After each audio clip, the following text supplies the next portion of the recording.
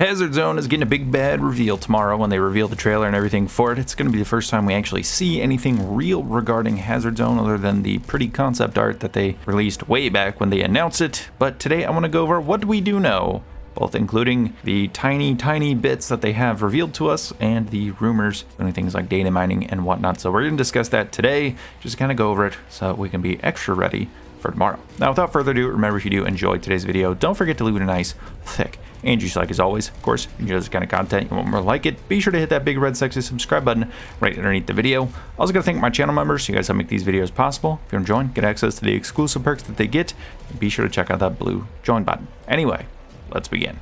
So what is Hazard Zone? What do we know so far? The game mode is going to take place on 2042's base maps, so maps like Orbital, which we played in the beta, and the other ones that they have announced. I'm sure even the new ones that they're going to be adding to the game will be able to support Hazard Zone. I think this explains a lot about the map design, and it also lends a little bit to that rumor that was on Reddit that Tom Henderson corroborated. More on that later in the video, but it does kind of lean into that a little bit. After that, we know that it's going to push the BR genre forward, but it's also rumored to be a sort of Escape from Tarkov type of game mode. I really am not sure what to make of Hazard Zone at this moment based on what DICE has told us, but let's get into the rumors and the data mines so far. Now, again, it is rumored to be an Escape from Tarkov type of game mode with a mix of PvP and PvE opportunities, which does make sense considering that the rest of 2042 will also feature PvP and PvE opportunities, whether you want to set up a mode in the portal that can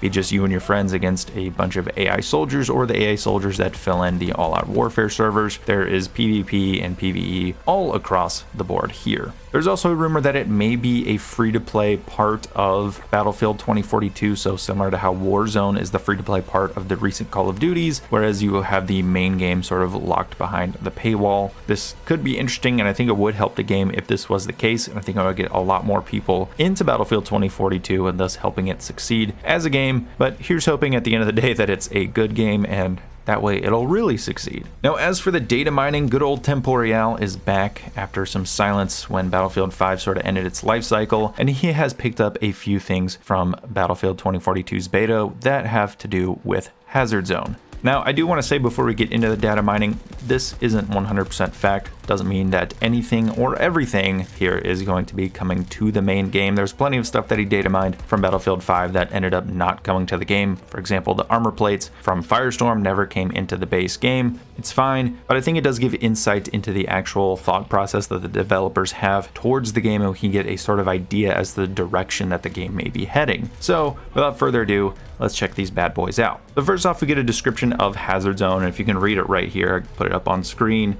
It pretty much is what was set up by the Exodus movie that we saw way back when, starring the late Michael K. Williams. Rest in peace, Michael K. Williams. But you sort of have this idea that satellite pods are falling to Earth due to a global blackout, and there is a race to go and get the information that certain satellites carry because it could spark off a massive war. It does also say that entering the Hazard Zone with large and small players alike is no small challenge, again lending to that PvP and PvE type of experience. So maybe you can go in against a bunch of human players, or maybe you go in and end up against a bunch of AI players. I don't know if it's going to depend on how many slots fill up on the server, or if certain maps are going to be designed to contain a certain amount of each and lend to a different kind of experience depending on where you are. Also, gathering precious intel followed by a successful extraction is a key mission in 2042. Again, playing into that storyline that we saw in Exodus. I think it also plays into Tarkov from what I can understand of it. Again, I haven't played any Tarkov, but I have some idea as to how it is as a game. I hear a lot of good things about it, and I think people will like this mode in 2042 if it is like that. Obviously, extraction is a part of it. Correct me if I'm wrong down below, Tarkov players, but I'm intrigued by this mode nonetheless. Now, let's get into the other data mines because he did get more just this morning. There are technical upgrades that he was able to get out of, I'm assuming still the beta files. So I'll put those up on screen. Now, again, because I haven't played any kind of a Tarkov, I don't know how much good or bad these specific things could be for a game mode like this, but there are definitely some interesting things here. And again, it sort of leans into that idea that Battlefield 2042 was initially a battle royale, or even something that revolved around Hazard Zone, because a lot of the mechanics in the game, when you start to put it together, they seem to make a lot lot more sense in Hazard Zone. I mean, you got things like armor. It makes perfect sense here. In the base multiplayer, not so much. So again, let me know down below what these technical upgrades mean to you. Let's have a conversation, because I would love to hear your thoughts if you are, say, a Tarkov player or someone else who plays a similar type of game, what these look like to you and what it may mean to you as a player, whether it's good or bad. Now, as for my opinions on Hazard Zone, I'm definitely wait and see mode. Obviously, I'm a more traditional Battlefield player, so I prefer things like All Out Warfare and Portal. That's kind of the thing I'm the most hyped for. I'm not sure what to make of Hazard Zone. It's not that I'm not hyped for it. It's not that I don't like the idea of it, and it's not that I'm ultra excited and ready for it. I don't know what to make of it, because we have seen so little of it, and I've never really played a game like that before, which I've said like 80 times in this video, so I'm not really sure what to expect from it. And so I'm more intrigued than anything, I think, and that's why I'm really interested in seeing what we get tomorrow with the sort of trailer and everything that they're going to be doing for it, because I think it's going to tell a lot as for what we can expect from Hazard Zone. Now, as for what I've been sort of hinting at in this video, the rumor that even Tom Henderson corroborated that was on Reddit, number one, I don't think it's 100% true, but the idea that this game started as something like a battle royale and then shifted into a more Battlefield experience, it makes a lot of sense. For example, one of the most obvious things is the maps.